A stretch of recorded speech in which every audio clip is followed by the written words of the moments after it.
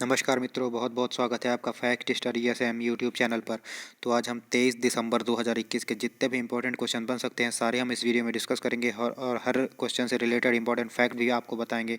तो पूरा वीडियो को ध्यान से देखिएगा और इस वीडियो का पीडीएफ हमारे टेलीग्राम चैनल से डाउनलोड कर सकते हैं, जिसका लिंक हम डिस्क्रिप्शन बॉक्स में दे देंगे। चलिए बिना टाइम गवाए आज का करंट अफेयर शो शुरू करते हैं। तो पहला ही प्रश्न है आपका, बहुत अच्छा प्रश्न है। हाल ही में शिक्षा मंत्रालय ने ये याद रखिएगा एक ऐप लॉन्च किया है जिससे भारतीय भाषाओं के विषय में बुनियादी जानकारी का ठीक है सीखी जा सके। जो जो अपनी भारत में जानते हैं आप विविधताओं का देश है, तो बहुत सारी भाषाएं जो बोली जाती हैं, जैसे तमिल, तेलुगु, मलयालम, बहुत भाषाएं बोली जाती हैं। तो भारत के हर इंसान को, हर व्यक्ति को उस भाषा के बारे में एक जनरल अंडरस्टैंडिंग रहे, ठीक है, उसी के लिए एक कदम बढ़ाया गया शिक्षा मंत्रालय द्वारा। एक ऐप जो भाषा संगम इस ऐप का नाम है, तो इसको लाया गया है, ठीक है। इस ऐप को जो है लॉन्च किया गया शिक्षा मंत्रालय के द्वारा, जिससे हर भारत का इंसान थोड़ी बहुत हर रीजनल जो लैंग्वेज है, क्षेत्रीय भाषाएं हैं, उनके बारे में बुनियादी ज्ञान पा सके। तो जिसे वो उसे आसानी हो सके जो है बातचीत करने में, अपनी बात समझा पाने में। तो इसी के लिए भाषा संगम ऐप को अभी हाल ही में शिक्षा मंत्रालय द्वारा लॉन्च किया गया है। अगला प्रश्न है, एक लैंसेट जनरल की रिपोर्ट आई है, इसमें वैश्विक जनसंख्या जो है, पूरे विश्व की जनसंख्या की बात की जा रही है।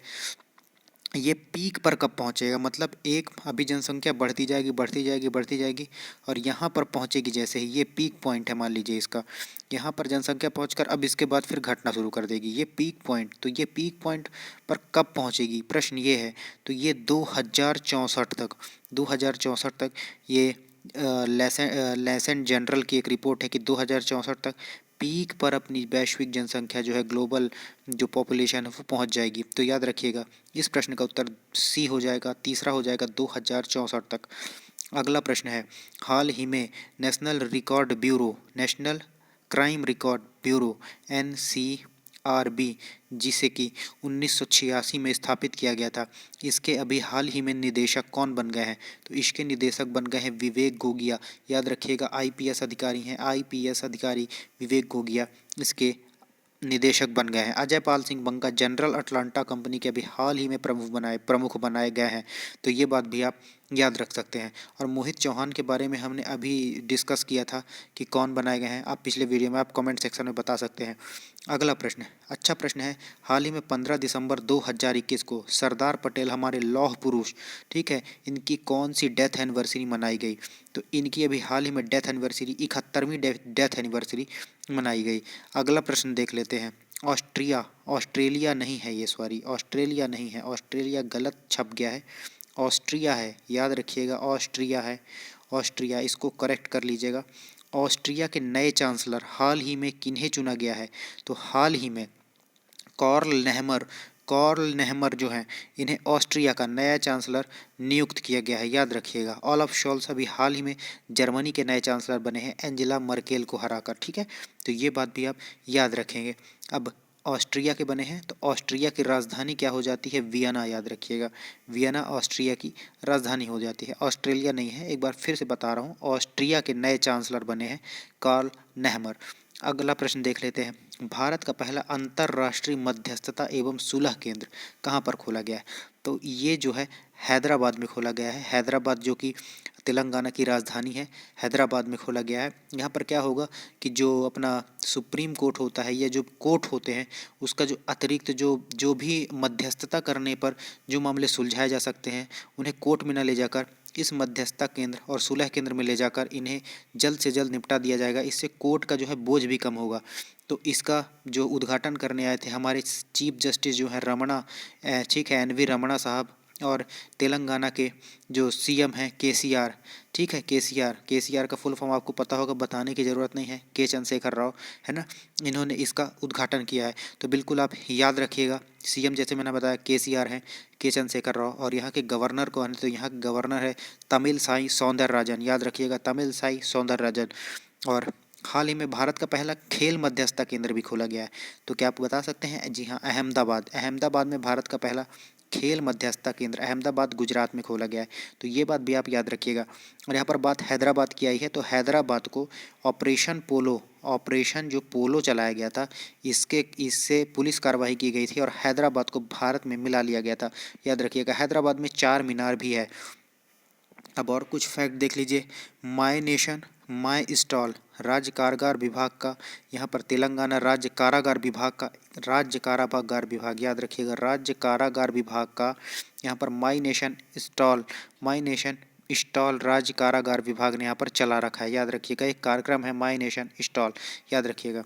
महिला सुरक्षा के लिए हैदराबाद पुलिस यहाँ की एक स्कीम चला रही है, साथ साथ और भी पास, याद रखिएगा, साथ और भी पास यहाँ पर महिला सुरक्षा के लिए यहाँ की पुलिस ने योजना चला रखी है।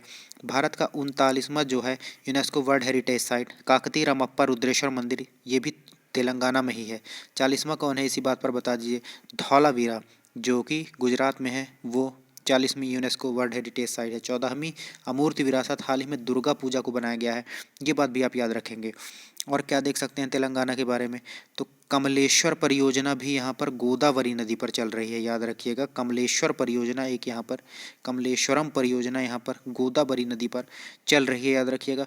तेलंगाना हाई कोर्ट की चीफ जस्टिस जो हैं वो कौन है? हीमा कोहली तेलंगाना हाई कोर्ट की चीफ जस्टिस हैं। ये इंपॉर्टेंट नहीं है, इंपॉर्टेंट इसलिए हो जाती हैं क्योंकि ये वर्तमान में भारत में जितने भी 25 हाई कोर्ट है और 25वां नया हाई कोर्ट जो है वो कौन सा बना है, आप कमेंट सेक्शन में बताइए। तो 25 जितने भी हाई कोर्ट है उसमें एकमात्र महिला चीफ जस्टिस है हीमा कोहली, इसलिए ये बहुत इंपॉर्टेंट हो जाता है। ठीक है। यहाँ पर कानमा त्यौहार भी मनाया जाता है, ये बात भी याद रखिएगा। यहाँ के नेशनल पार्क देख लेते हैं। ठीक है। तो Kawal national park, Kawal tiger reserve, Amaravati tiger reserve, Kasu Brahmananda Reddy national park और महावीर हरिना वन स्थली और मृगावानी नेशनल पार्क। तो इतनी सारी चीज़ें आपको याद रखनी है तेलंगाना के बारे में, बिल्कुल आपको भूलना नहीं है। अगला प्रश्न देख लेते हैं। अगला प्रश्न क्या है? तो अगला प्रश्न है GEIL। ठीक है, गेल को कैसे लिख सकते हैं? GEIL। ठीक है, गेल ने यहाँ पर बायो एथेनॉल संयंत्र स्थापित कहाँ पर करेगा? याद रखिएगा, गेल जो है अपना बायो एथेनॉल संयंत्र है वो गुजरात में स्थापित करेगा। बिल्कुल इसका सही उत्तर हो जाएगा गुजरात। ठीक है। अब गुजरात में स्थापित करेगा तो गुजरात के बारे में कुछ फैक्ट देख लेते हैं। तो गुजरात के जो हैं सीएम वगैरह तो आप जानते होंगे, रूपाणी साहब हैं। ठीक है। मैं और भी फैक्ट बता रहा हूँ आपको। ठीक है। तो यहाँ पर जो सिराजपुर बीच है, सिराजपुर बीच को ब्लू फ्लैग सर्टिफिकेट दिया गया है। तो ये बात याद रखिएगा। यहाँ पर किसान सूर्योदय योजना भी चल रही है और दुनिया का सबसे बड़ा जिंक स्मेल्टर प्रोजेक्ट भी गुजरात में, और सीएम महिला उत्कर्ष योजना भी गुजरात में चल रही है और विश्वामित्री नदी परियोजना भी गुजरात में चल रही है। तो इतनी सारी चीज़ें आपको गुजरात के बारे में याद रखनी है। अगला प्रश्न आपका बन जाता है इंडियाज़ एंशिएंट ऑफ वेलनेस। ये एक किताब है। हाल ही में इस किताब को किसने लिखा है? तो डॉक्टर रेखा चौधरी ने इंडियाज़ एंशिएंट ऑफ वेलनेस किताब को लिखा है। अब इससे रिलेटेड मैं आपको कुछ बहुत ही महत्वपूर्ण बुक बता रहा हूँ, तो आप याद रखिएगा। यहाँ पर एक आपको ऑप्शन दिख रहा है सुनीता द्विवेदी। तो सुनीता द्विवेदी ने हाल ही में कौन सी बुक लिखी है? बुद्ध इन गांधार। याद रखिएगा, बुद्धा इन गांधार, ये सुनीता द्विवेदी की एक किताब है। यहाँ पर एक काजर सूरी दिख रहा है, तो काजर सूरी की एक बुक है हब्बा खातून काजर सूरी की बुक है। ये बात आप याद रखिएगा। और यहाँ पर एक व्यक्ति और दिख रहे हैं, के राघोथमन की बुक है, बहुत ही महत्वपूर्ण, conspiracy to kill Rajiv Gandhi. एक और बुक मैं आपको बता रहा हूँ, हीरोज इन वर्ल्ड वार 2। इसको किसने लिखा है? डेनियल जेम्स ने लिखा है। याद रखिएगा, हीरोज इन वर्ल्ड वार 2। अभी हाल ही में एक बुक और भी चर्चा में थी, मॉडर्न इंडिया को लिखा है पूनम दलाल दहिया ने मॉडर्न इंडिया बुक को लिखा है। और एक और बुक शशि थरूर की बहुत ही महत्वपूर्ण बुक आई हुई है, प्राइड प्रेजुडिस एंड पंडितरी। ये शशि थरूर की बुक है, तो याद रखिएगा। शशि थरूर की एक और बुक इंपॉर्टेंट है, an era of darkness. So sorry. An era of darkness. ठीक है, अगला प्रश्न देखते हैं। कर्नाटक नौसेना क्षेत्र के, स्ट्रेट फॉरवर्ड क्वेश्चन है, कर्नाटक नौसेना क्षेत्र के फ्लैग कमांडिंग ऑफिसर कौन बने हैं? तो अतुल आनंद इस प्रश्न का सही उत्तर हो जाएगा। ठीक है, अगला प्रश्न देखते हैं। हाल ही में BBC sports person of the year किसे चुना गया है? तो एम्मा रादुकानु को BBC sports person of the year चुना गया है, ये बात आप याद रखिएगा। और ये एम्मा रादुकानु कौन है? तो ये इन्होंने यूएस ओपन जीता था, याद रखिएगा, बहुत ही कम उम्र की है, 19 साल की है मात्र। यूएस ओपन जीता था। यूएस ओपन मेल कौन जीता था? डेनियल मेदवेदेव ने जीता था यूएस ओपन मेल। और जो ऑस्ट्रेलियन ओपन, मैं आपको कई बार बता चुका हूँ, ऑस्ट्रेलियन ओपन, विंबलडन और फ्रेंच ओपन जो होते हैं, ये तीनों के तीनों नोवाक जोकोविच ने जीता था। जबकि फ्रेंच ओपन फीमेल को 12 बार और क्रेसिकोवा ने जीता था, चेक गणराज्य की हैं।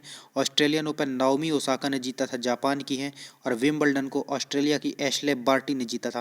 तो इसमें कोई कन्फ्यूज़न नहीं होनी चाहिए। लुइस हैमिल्टन को हाल ही में नाइटहुड की उपाधि मिली थी, तो ये बात भी याद रखिएगा। ठीक है, लेकिन अगर पूछता है कि जो ग्रैंड प्रिक्स का जो होता है, जो रेस होती है गाड़ियों की, उसका वर्ल्ड चैंपियन कौन है? तो वो वर्ल्ड चैंपियन मैक्स वर्स्टप्पन है, याद रखिएगा। ठीक है, और हाल ही में Laureus sports person of the year Nadal को दिया गया। ठीक है, Laureus sports person of the year ये स्पेन के नडाल को दिया गया। और Laureus sports person of the year female का अवार्ड नाओमी ओसाका को दिया गया। तो इस बात में भी आपको कोई कन्फ्यूज़न नहीं होनी चाहिए, इतनी सारी चीज़ें आपको याद रखनी है। ठीक है, और डेनियल मेदवेदेव रशिया के हैं। अगला प्रश्न है, ताशकंद में भारोत्तोलन चैंपियनशिप चल रही थी। ठीक है, तो इसमें भारत ने कुल कितने पदक जीते हैं? तो 4 गोल्ड, 7 सिल्वर और 5 ब्रॉन्ज के साथ 16 पदक भारत ने ताशकंद में चल रही कॉमनवेल्थ भारोत्तोलन चैंपियनशिप में जीते हैं। अगला प्रश्न है, हाल ही में चाइना में भारत के नए राजदूत कौन बन गए हैं? तो हाल ही में चाइना में भारत के नए राजदूत बन गए हैं प्रदीप कुमार रावत। प्रदीप कुमार रावत, याद रखिएगा, हाल ही में चाइना में भारत के नए राजदूत बन गए हैं। अब चाइना, तो चाइना की राजधानी क्या है? बीजिंग। चाइना की राजधानी क्या है? बीजिंग। यहाँ पर विंटर ओलंपिक गेम्स खेले जाने हैं, जिसकी जो है राजनयिक बहिष्कार की घोषणा अमेरिका ने सबसे पहले किया था। उसके बाद कनाडा वगैरह भी आ गए थे, ऑस्ट्रेलिया, कनाडा, है ना। तो इतनी सारी चीज़ें आपको याद रखनी है। बीजिंग राजधानी चाइना की। यहाँ पर युआन या रेनमिनबी यहाँ पर मुद्रा चलती है। मैंदारिन यहाँ पे भाषा चलती है, तो ये बात भी आप याद रखेंगे। और यहाँ पर और भी कुछ चीज़ें देख लेते हैं। तो इनकी वैक्सीन क्या है? साइनोफार्म वैक्सीन यहाँ पर बनाई गई। ई कचरे में टॉप पर है, जबकि प्लास्टिक कचरे में टॉप पर अमेरिका है, याद रखिएगा। हाई स्पीड मैग्लेव का भी सफल परीक्षण चाइना ने किया है। इनका नेविगेशन सिस्टम का नाम है बाइडू चाइना का नेविगेशन सिस्टम है। जबकि ग्लोनास रशिया का नेविगेशन सिस्टम है। जीपीएस यूएसए का नेविगेशन सिस्टम है। और नाविक अगर पूछ देता है तो भारत का नेविगेशन सिस्टम है। यहाँ की एक महिला है वांग यापिंग, अंतरिक्ष में चलने वाली ये पहली चीनी महिला बन गई है। दुनिया का पहला पृथ्वी विज्ञान उपग्रह भी चीन ने लॉन्च किया है, जिसका नाम है गुआंगम। ठीक है, याद रखिएगा। स्कूलों में विदेशी पाठ्यक्रम को रोक दिया है, पूरी तरह से बैन लगा दिया है चाइना ने। और चीन की सबसे ज़्यादा सीमा 14 देशों को टच करती है। चीन की सीमा, ये बात भी याद रखिएगा। चीन की शोक किसे कहते हैं? चीन की शोक कहते हैं हुआंग हो नदी को कहते हैं चीन की शोक, जिसे पीली नदी भी कहा जाता है। और एशिया की सबसे लंबी नदी यांगटीसी कियांग जो कि शंघाई नदी के किनारे है। और शंघाई सहयोग संगठन, मैं आपको बता देता हूँ, इसका हेडक्वार्टर भी बीजिंग में है। नाम शंघाई सहयोग कॉरपोरेशन है और इसका हेडक्वार्टर बीजिंग में है। इसमें टोटल 9 सदस्य हैं और 9वां नवीनतम सदस्य हाल ही में ईरान बना है, तो ये बात भी याद रखिएगा। 2017 में भारत और पाकिस्तान भी इसमें शामिल हो गए थे शंघाई सहयोग कॉरपोरेशन में। और यहाँ पर एक रेगिस्तान भी है, तो उस रेगिस्तान का नाम है टकला मकान रेगिस्तान जो है ये चाइना में है। टकला मकान रेगिस्तान जो है चाइना में है। अगला प्रश्न देख लेते हैं। S-400 जिसको ट्रायम्फ भी बोलते हैं, ये डिफेंस सिस्टम है, एयर डिफेंस सिस्टम है। जैसे हवा में कोई चीज़ मिसाइल वगैरह आ रही है, यहाँ पर डिफेंस सिस्टम लगा देंगे S-400, तो 400 किलोमीटर इसकी रेंज हो जाती है। तो 400 किलोमीटर तक हवा में जो भी चीज़ें आएंगी उसी ये डिस्ट्रॉय कर देगा और भारत की रक्षा करेगा। तो ये रशिया से लिया गया है S-400 डिफेंस सिस्टम को। ठीक है, और ये जो है हाल ही में कहाँ पर तैनाती इसकी की गई है, प्रश्न ये है। तो इसकी तैनाती जो है तो पंजाब में की गई है, याद रखिएगा, पंजाब में इसकी तैनाती की गई है। अब इससे कुछ डिफेंस से रिलेटेड क्वेश्चंस भी देख लेते हैं। तो ये सतह से हवा में मार करने वाली 400 किलोमीटर की रेंज है इसमें, याद रखिएगा। और हम राफेल भी लेते हैं, तो राफेल जो है वो फ्रांस की डसॉल्ट कंपनी से लेते हैं, डसॉल्ट एविएशन से, जिसे हमने अम्बाला गोल्डन स्क्वाड्रन 17 में शामिल किया था। तो ये बात भी याद रखिएगा। और कोवैक्स पहल में शामिल होने वाला पहला राज्य भी है पंजाब, तो इस बात में भी कोई कन्फ्यूज़न नहीं होनी चाहिए। BrahMos supersonic missile, cruise missile जो है, जिसको दागो और भूल जाओ भी कहा जाता है, ठीक है, तो ये भी हम भारत और रशिया मिलकर ही करते हैं। और क्वाड देशों के अलावा, क्वाड देश में कौन कौन आते हैं? इंडिया आता है, यूएसए आता है, जापान आता है और ऑस्ट्रेलिया आता है। तो इसके अलावा भारत ने 2+2 वार्ता किसके साथ की है? 2+2 वार्ता मतलब हो जाता है दोनों देशों के जो रक्षा मंत्री और विदेश मंत्री जो बैठक करते हैं उसे 2+2 वार्ता कहते हैं। तो भारत ने अभी तक 2+2 वार्ता सिर्फ क्वाड देशों के साथ ही किया था। इसके अलावा भारत ने रसिया के साथ क्वाड देशों 2+2 वार्ता किया था। तो ये बात भी आप याद रखेंगे, ठीक है। और बोल्शेविक क्रांति का संबंध भी रशिया से है। तो इतनी सारी चीज़ें आपको याद रखनी है। हाल ही में सुशासन सप्ताह कब मनाया गया? तो 25 दिसंबर को जो है सुशासन डे मनाया जाता है अटल बिहारी वाजपेयी के जन्मदिन पर। तो हाल ही में 20 से 25 दिसंबर को, ठीक है, ये सुशासन दिवस मनाया गया और इसकी थीम थी प्रशासन गाँवों की ओर, प्रशासन गाँवों की ओर थीम थी। तो इस बात में भी कोई कन्फ्यूज़न नहीं होनी चाहिए, ठीक है। अटल जी के बर्थडे पर 25 दिसंबर को सुशासन दिवस मनाया जाता है। और अंत्योदय दिवस 25 सितंबर को मनाया जाता है। अंत्योदय दिवस 25 सितंबर को मनाया जाता है। और क्यों मनाया जाता है? क्योंकि इस दिन पंडित दीनदयाल उपाध्याय का बर्थडे होता है। पराक्रम दिवस 23 जनवरी को मनाया जाता है। क्यों मनाया जाता है? क्योंकि सुभाष चंद्र बोस का बर्थडे होता है। और हाल ही में राष्ट्रीय ऊर्जा संरक्षण सप्ताह मनाया गया 8 से 14 दिसंबर को। राष्ट्रीय ऊर्जा संरक्षण सप्ताह मनाया गया 8 से 14 दिसंबर को। और 14 दिसंबर को राष्ट्रीय ऊर्जा संरक्षण दिवस भी होता है। तो ये बात भी आप याद रखिएगा। अगला प्रश्न बन जाता है, हाल ही में किस भारतीय को बैडमिंटन एथलीट कमीशन का सदस्य चुना गया? तो हाल ही में पीवी सिंधु को बैडमिंटन एथलीट कमीशन का सदस्य चुना गया है, याद रखिएगा। और पीवी सिंधु एकमात्र महिला हैं जिन्होंने 2 ओलंपिक में जो है पदक जीते हुए हैं। 2016 रियो ओलंपिक में सिल्वर और 2020 टोक्यो ओलंपिक में ब्रांज पदक जीता हुआ है। और ये 2025 तक इसकी सदस्य बनी रहेंगी। इतना चीज़ें आपको याद रखनी है। और अब बैडमिंटन से रिलेटेड है तो बैडमिंटन के बारे में याद रखिएगा। नंदू नाटकेटर का निधन हो गया। ये बैडमिंटन के क्षेत्र में पहले अर्जुन अवार्डी थे, ये बात आप याद रखेंगे, ठीक है। और प्रकाश पादुकोण को BWF का लाइफ टाइम अचीवमेंट अवार्ड मिला, ये बात भी याद रखिएगा। और पैरालंपिक में कृष्णा नागर और प्रमोद भगत ने गोल्ड जीता है। और IAS सुहास यथिराज जो कि नोएडा के DM हैं, इन्होंने सिल्वर मेडल जीता है। तो एकमात्र IAS हैं, ठीक है। और एशियाई रोइंग चैंपियनशिप 2021 का आयोजन थाईलैंड में हुआ था, ये बात भी याद रखिएगा। एशियाई रोइंग चैंपियनशिप 2021 का आयोजन थाईलैंड में हुआ। और भारोत्तोलन कॉमनवेल्थ भारोत्तोलन चैंपियनशिप ये कहाँ पर हुआ? तो ये हुआ था ताशकंद में। और तुर्की इस्तांबुल में पैरालंपिक ताइक्वांडो चैंपियनशिप का आयोजन हुआ जिसमें चंदीप सिंह ने रजत पदक जीता है। तो ताइक्वांडो चैंपियनशिप तुर्की इस्तांबुल में हुआ, एशियाई रोइंग चैंपियनशिप थाईलैंड में हुआ, ठीक है, याद रखिएगा। और पैरालंपिक जो भारोत्तोलन कॉमनवेल्थ भारोत्तोलन चैंपियनशिप वो ताशकंद में हुआ। तो इतनी सारी चीज़ें आपको याद रखनी है। अब ये प्रश्न है CADS 500, ये क्या है?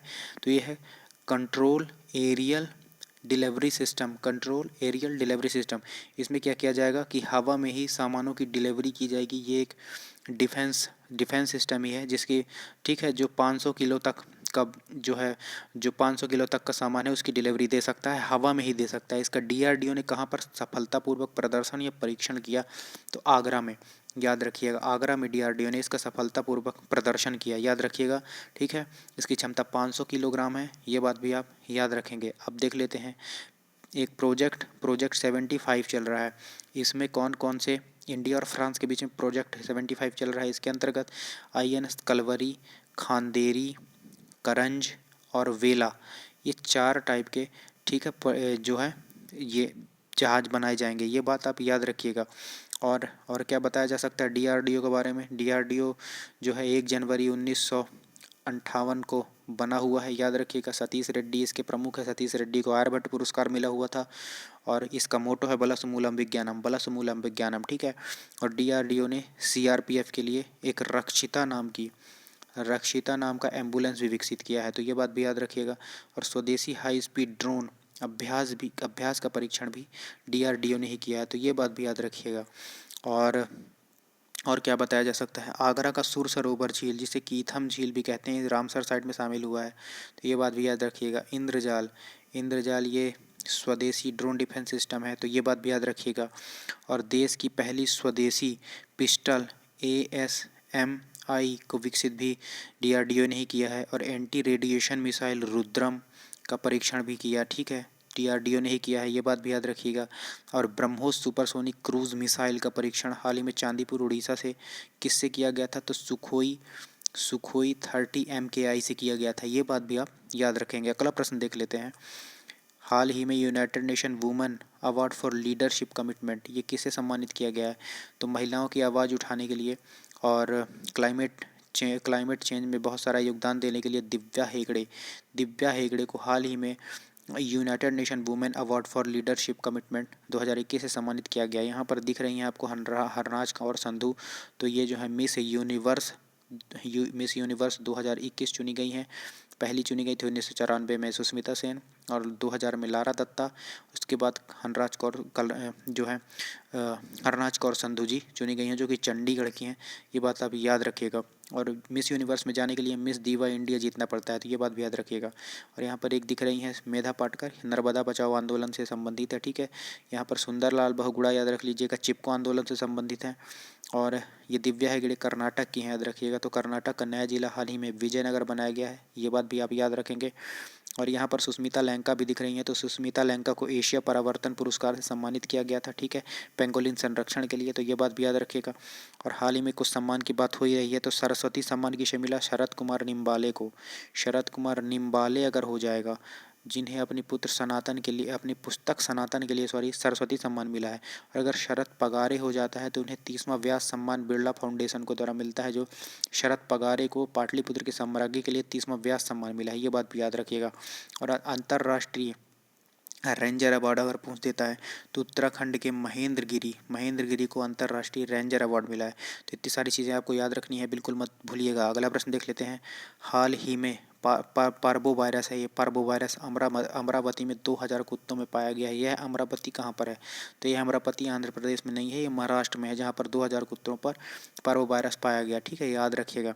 पार्बो वायरस आंतों को प्रभावित कर देता है। अब यहाँ पर कुछ वायरस देख लीजिए, तो स्वाइन फ्लू H1N1 वायरस से फैलता है, ठीक है।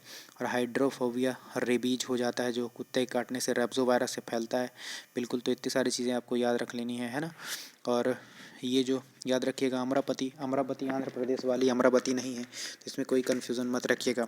अगला प्रश्न देख लेते हैं। 120 मेगावाट क्षमता की व्यासी जल विद्युत परियोजना को हाल ही में कहाँ पर मंजूरी दी गई, जो यमुना नदी पर बनेगी, तो उत्तराखंड में व्यासी जल विद्युत परियोजना को हाल ही में मंजूरी दी गई है। अगला प्रश्न है, हाल ही में अटल वयोवृद्ध अभ्युदय योजना कौन सा मंत्रालय चला रहा है, तो वयोवृद्ध देखते ही आपको सामाजिक न्याय अधिकारिता मंत्रालय लगा देना चाहिए, जिसके मंत्री हैं वीरेंद्र कुमार, जिसकी कॉन्स्टिट्यूंसी है टीकमगढ़ से ये चुनाव लड़ते हैं, याद रखिएगा।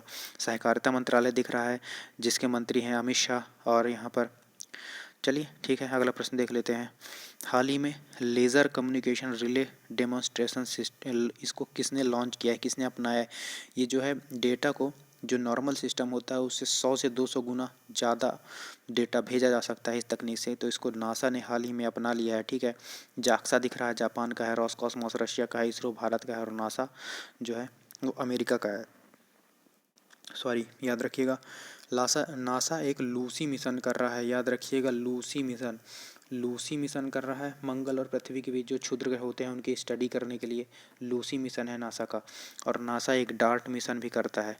तो डार्ट मिशन जो एस्टेरॉयड पृथ्वी की तरफ आएंगे तो उन्हें ये अपने सैटेलाइट से उनकी दिशा परिवर्तित कर देगा या उन्हें नष्ट कर देगा, जिससे वो जो क्षुद्र ग्रह हैं वो पृथ्वी को नुकसान नहीं पहुँचा पाएंगे। इसके लिए डार्ट मिशन है, ठीक है। क्षुद्र ग्रह पृथ्वी के लिए नुकसान न पहुँचा पाए, इसके लिए डार्ट मिशन है।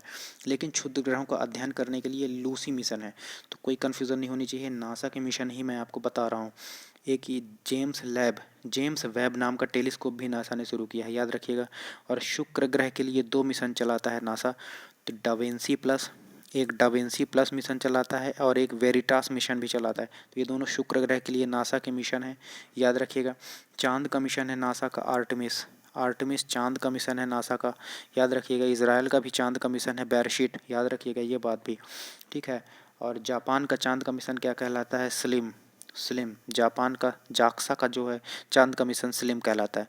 एक बार फिर से देख लीजिए, आर्टेमिस चांद का मिशन नासा का है, बेरशीट चांद का मिशन इजराइल का है, और जापान का है स्लिम चांद का मिशन।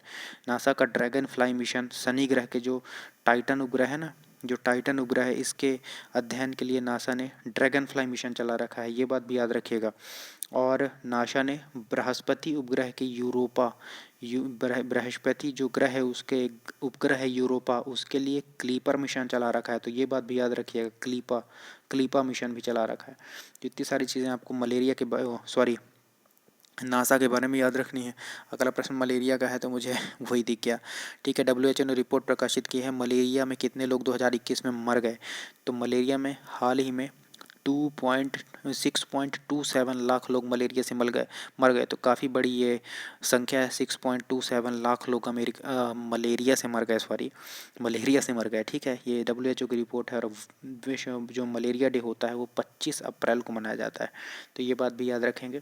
प्लाज्मोडियम परजीवी से होता है, मादा एनीफिलीज मच्छर के काटने से होता है। अगला आखिरी प्रश्न है, नंदा पृष्टि का निधन हो गया, कौन थे। तो ये शिक्षक थे, तो शिक्षा क्षेत्र से संबंधित है। बहुत बहुत धन्यवाद आपका वीडियो देखने के लिए पूरा। ठीक है, अगर वीडियो का कंटेंट आपको अच्छा लगा हो तो Fact Study SM YouTube channel को सब्सक्राइब जरूर कर लीजिए, बेल आइकॉन को ऑन कर लीजिएगा, लेटेस्ट अपडेट आपको मिलते रहेंगे। और हम चैलेंजिंग क्वेश्चन की सीरीज़ भी लाएंगे। और हाल ही में MPPSC मध्य प्रदेश लोक सेवा आयोग MPPSC का नोटिफिकेशन भी जारी किया जा चुका है स्टेट सर्विस और स्टेट फॉरेस्ट सर्विस के लिए। कोई भी उसमें निगेटिव मार्किंग नहीं है, तो आप बिल्कुल फॉर्म भर सकते हैं, उसके लिए एलिजिबल है। तो पूरा नोटिफिकेशन आप देख लीजिएगा। बहुत बहुत धन्यवाद आपका वीडियो देखने के लिए। चैनल पर बने रहने के लिए धन्यवाद। आपका दिन शुभ हो। जय हिंद, जय भारत।